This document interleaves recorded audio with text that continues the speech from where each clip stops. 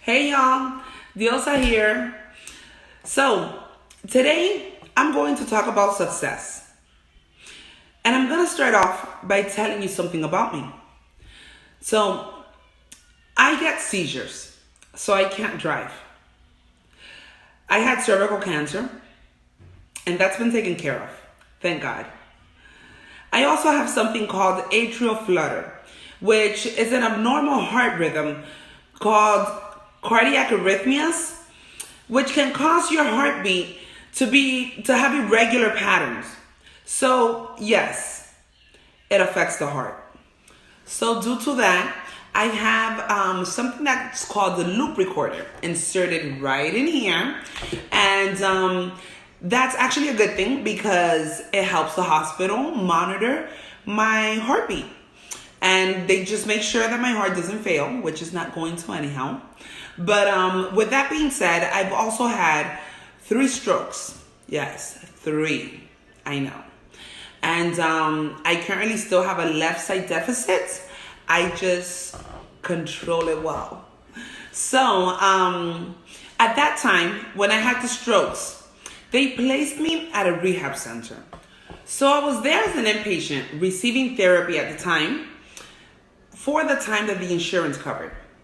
When the insurance no longer covered, now I went from an inpatient to an outpatient.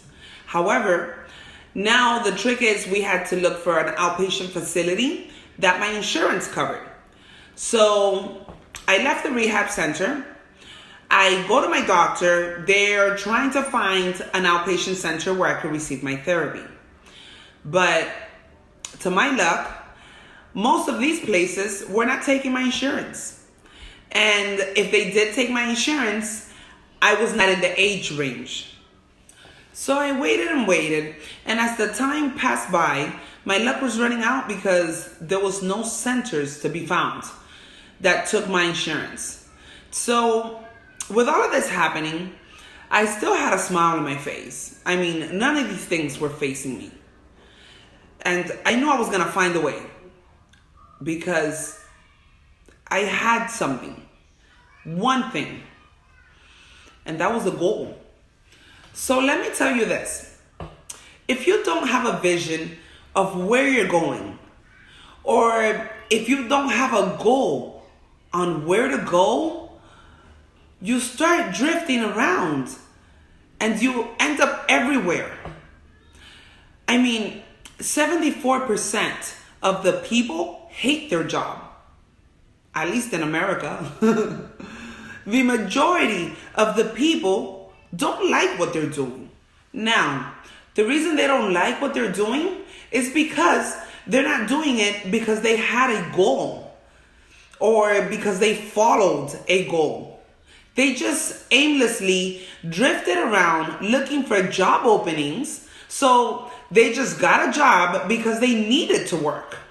So at this point, it's not fun. So only a quarter of people really enjoy what they do in life. So I have people and even doctors look at me and ask me and say, how is it that after all you've been through and still going through, you always have this big smile on your face? There are others out there going through the same thing that you're going through, that have the same conditions that you have, but yet they have the sour look on their face. Why is that?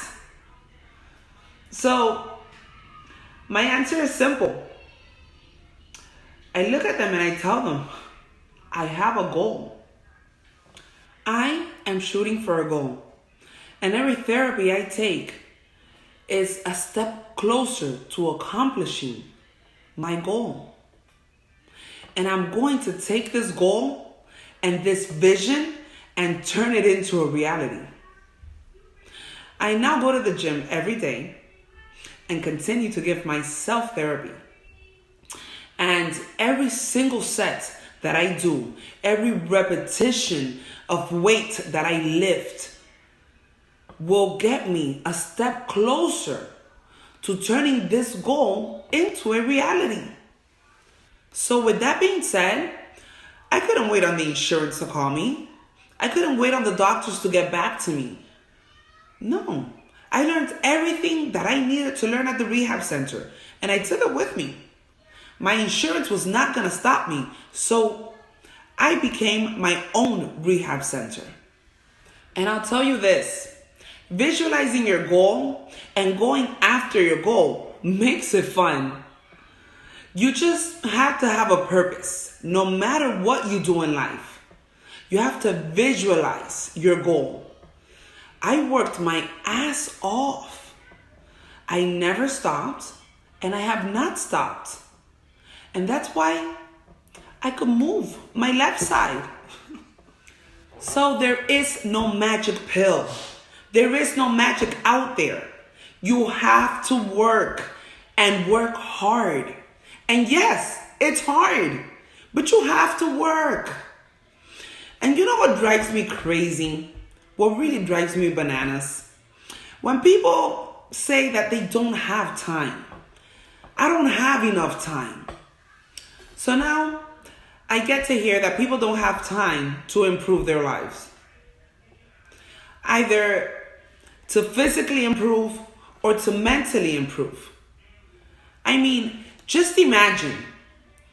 Imagine reading 1 hour about history. How much would you learn?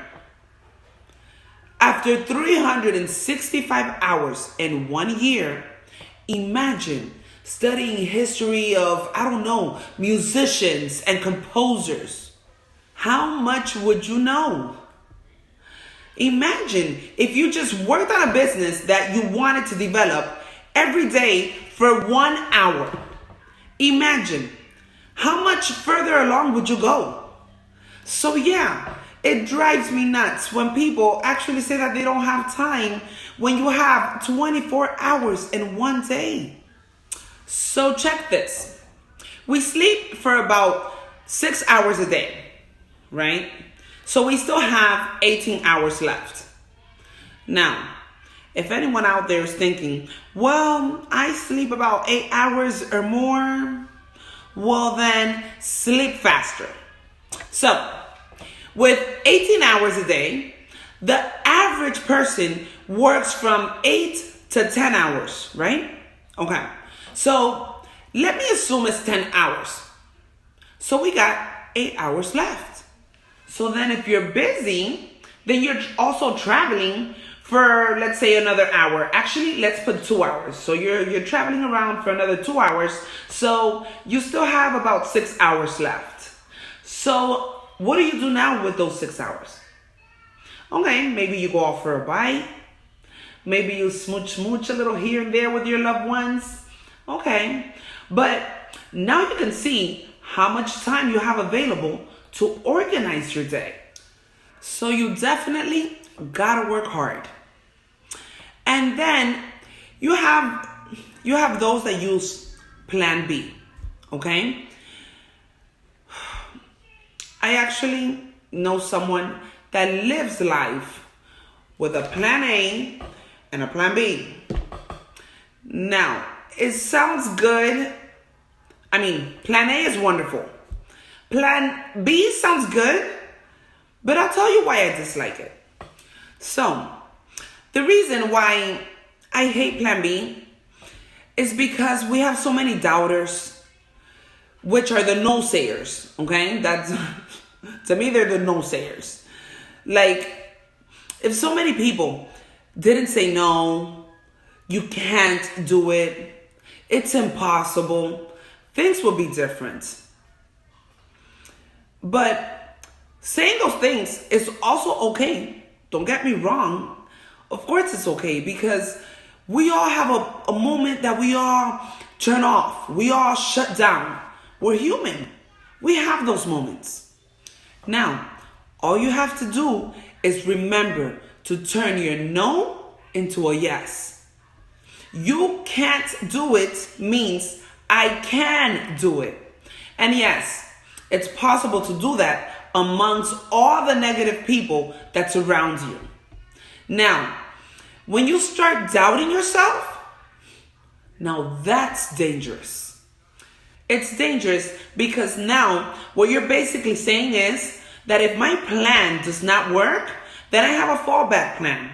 I have plan B. But now that means that you start thinking about plan B. And every thought that you put into plan B now is taking away from all the thoughts and all the energy you put into plan A. So it's important that you understand that we function better when there is no safety net. Plan B becomes a safety net. And it says, if I fail, then I fall and I get picked back up because I have something else there that will protect me.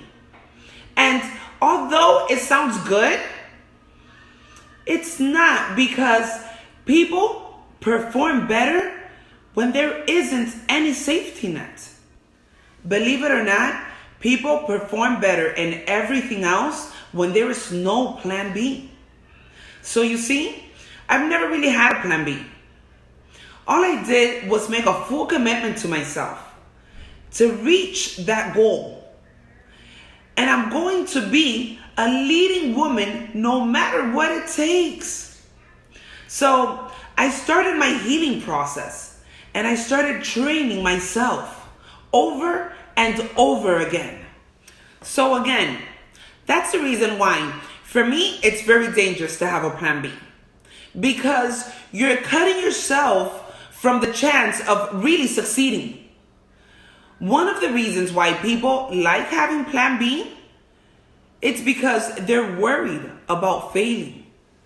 So you start asking yourself, what if I fail? Then I won't have anything else. Well, let me tell you something. Don't be afraid to fail. Don't be afraid of failing, because there's actually nothing wrong with failing. You have to fail in order to climb the ladder. There is no one that doesn't fail.